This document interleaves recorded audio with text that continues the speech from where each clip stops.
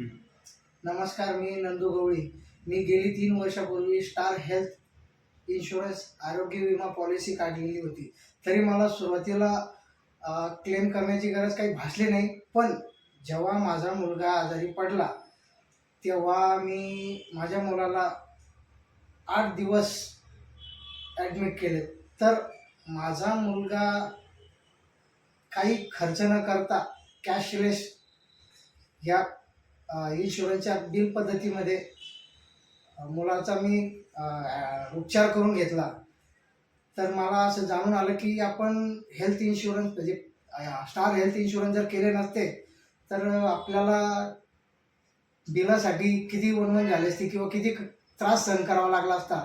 तर त्यावेळेला म्हणजे ते आठवणी मला असं वाटलं की जर आपण स्टार हेल्थ इन्शुरन्स केला नसता तर किती आपल्याला त्रास सहन करावा लागला असता बा.